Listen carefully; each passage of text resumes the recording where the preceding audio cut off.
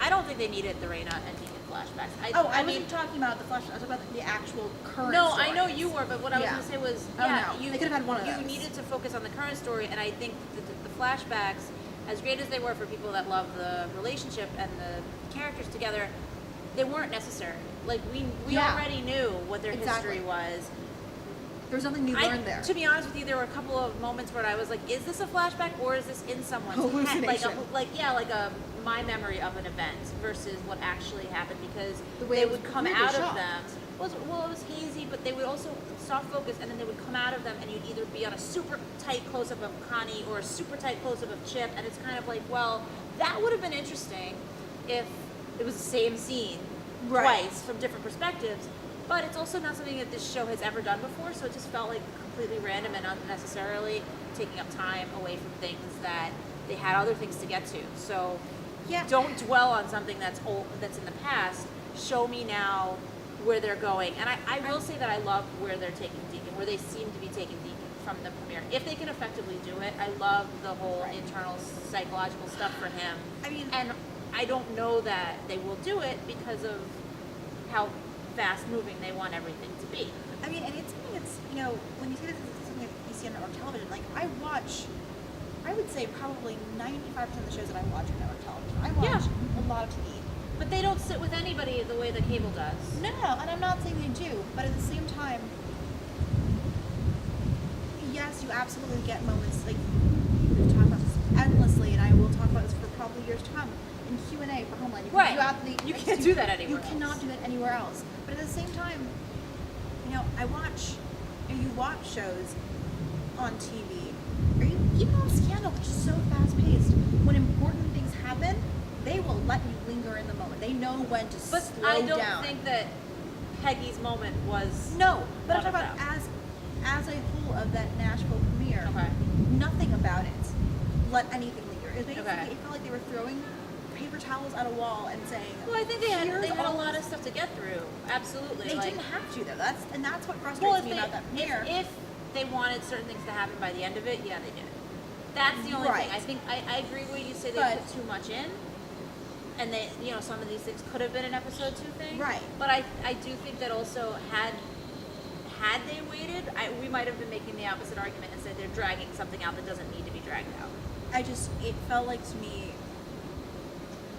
as they were doing all this stuff, do they really have to, introduce all these new characters? No, that they didn't. To me, it's just at all. The pacing was so off that it made it feel so just natural. Even last year when it got ridiculous, it was still a fun show to watch. With the exception of the finale, which I really just feel like we should erase from the history of the show. Well, let's see, because if that's indicative of where the show is going. I'm just saying for now, I'm choosing to believe it's been a bad couple of episodes and it's going to get better. Well, the thing is, but I've seen the second episode, I agree with you, because I think the second episode is strong. But I would say, as much as I say that, I don't think that it's going to be there. Like, I feel like this is going to be, and again, don't send mean things to my house. I don't feel like there's nothing that I've seen in terms of what the show has devolved into that indicates that it's going to go back to anything that's... That's what I'm saying. Having seen the second episode, I really liked the second episode, and I agree that it's still faster paced and you don't get to linger with characters the way that maybe you used to, and maybe that is something they don't want to do anymore, and maybe that's not great for its evolution. But had I just seen the premiere, I probably would still be watching the show. But having seen the second episode, I feel like, okay, if you can keep it going, turning it around, even if it's a slower turnaround, I'm willing to stay with it a little longer. Which is, it's a little of an unfair conversation because it's like we're supposed to be talking about the premieres, and I really not about the premiere. And that's what I'm saying. Like, I was ready to tune out after the premiere, except for the fact that ABC had made it available, and I had nothing to do last night, and so I was like, all right, let's check it out. Basically, to have a soundtrack on while I was doing other things, and you're still cheating.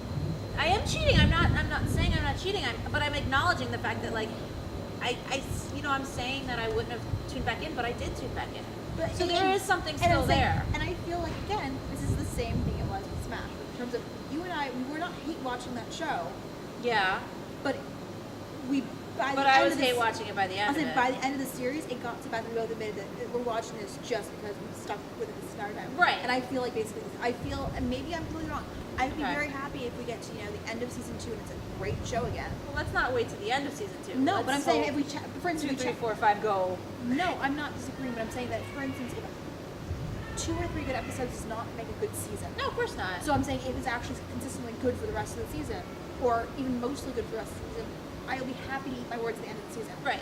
I just feel like right now when I watched that episode, I was like, wow, Yes. I was saying that wow. episode. No, yes. but I'm saying I just felt like because we're talking about that episode. I know, and I'm agreeing with you. But my thing is that I was thinking, wow, it's going to be something. If Glee is the most stable / successful musical stable. show. It's never been stable, but it will be the most. But it's been stable in the sense that it's always been insane. Like it's even in the beginning, it was crazy. But they also have a different audience that's willing to put up with different things, and a cast that is willing to put up with. But I don't know about that, but because I'm not going to get into that now. But yeah, I just feel like we're starting a slow descent. Yeah, I mean it was not a good start at all. I mean, so let's guys, be honest. If this stays miserable, just watch us in a couple of months, check in and me being like, yeah, we'll just suck us. We'll see what happens. I mean, who knows? Or she'll be like totally suckers. We'll see. I'm not saying that because I'm not saying that. Okay.